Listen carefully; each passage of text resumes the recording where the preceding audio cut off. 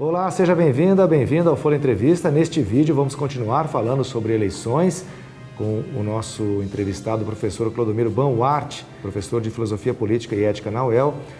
Neste vídeo especificamente falaremos sobre o cenário estadual, né, depois das eleições municipais, como é que ficou a configuração no estado, a influência do partido do governador e também o alto número de abstenções nas eleições municipais. Professor Clodomiro, falando um pouquinho de cenário pós-eleição, né? Quem o senhor acha dos outros 9 concorrentes aí, do prefeito Marcelo Bellinati na eleição aqui de Londrina, que sai mais fortalecido? Olha, eu vejo que até pela postura nos debates, o Thiago Amaral, em que pese ser um jovem ainda na política, mas já no segundo mandato de deputado estadual. Mas com filho de político, né? Ele já tem um envolvimento com a política. Eu acho que ele revela-se um promissor político, né? Até porque ele tem uma penetração maior no próprio estado. A gente observa isso, a captura de votos nas eleições. Ele consegue trafegar no estado do Paraná como um todo, isso é muito importante.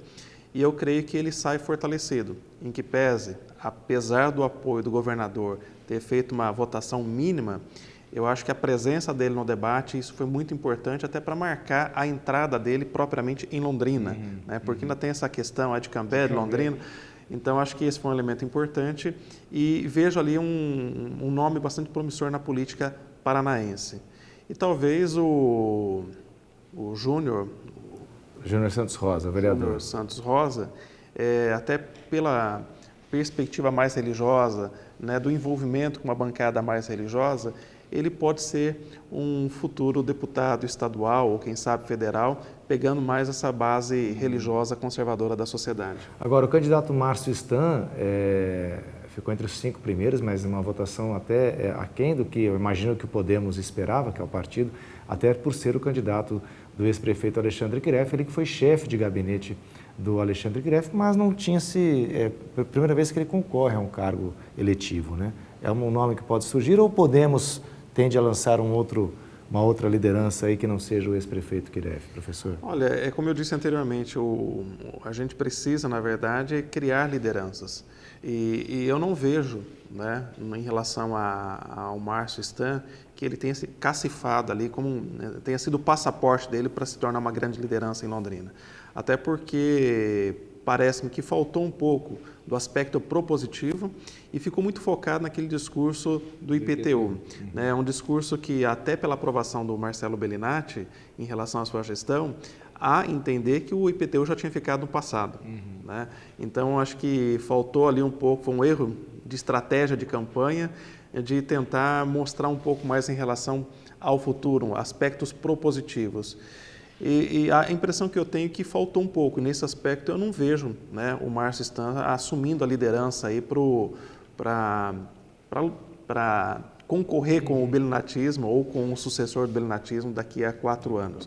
Mas é uma impressão, né? É uma impressão que fica aqui do que a gente viu dentro da campanha eleitoral. Tá certo. Bom, falando agora em nível estadual, professor, o PSD, o partido do governador Ratinho Júnior, cresceu exponencialmente em relação às eleições de 2016. Me parece que fez quase 1/3 aí das prefeituras do estado. Mas na região metropolitana, a gente fez um levantamento pela Folha, são 25 municípios, incluindo Londrina.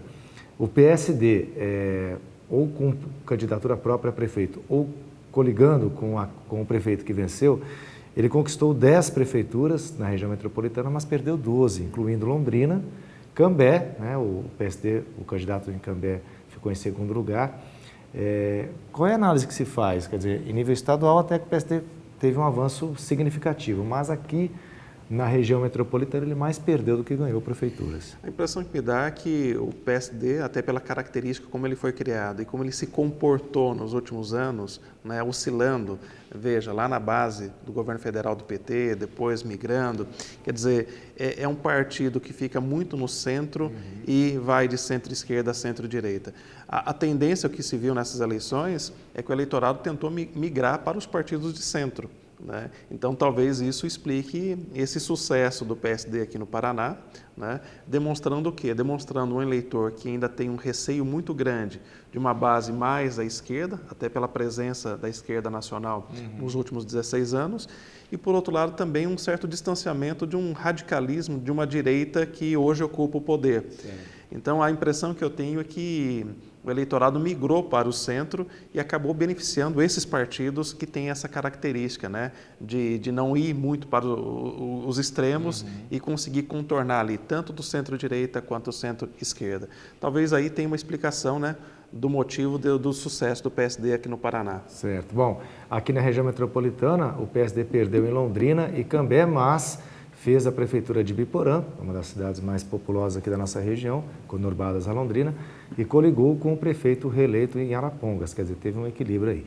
E em nível estadual, o PSD fez o prefeito reeleito de Maringá, Ulisses Maia, né? Coligou com o prefeito reeleito em Curitiba, Rafael Greca, também coligou com o prefeito reeleito em Cascavel, Leonaldo mesmo, Paranhos. Quer dizer, nas principais cidades, o partido do governador ainda conseguiu, tirando Londrina, né, conseguiu eleger o seu prefeito. Né? É interessante, né, porque olhando nessas cidades, dá até para indicar ou dizer que teve, né, uma influência do governo estadual nas eleições municipais. Mas não tem, né, professor? Então, é uma questão que não é regra, né? Porque Londrina saiu completamente fora dessa regra. Então, eu ainda acredito que nas eleições municipais depende muito da figura carismática e não necessariamente a sigla partidária. Pode até ocorrer que nessas cidades o PSD tenha tenha tido a coincidência de que as suas lideranças estivessem no próprio partido. Agora, veja o caso de Londrina. O PSDB, que foi um partido que chega na eleição passada com um candidato a prefeito com 35% dos votos, faz vereadores e nessa eleição não consegue alcançar o quociente eleitoral para eleger um vereador.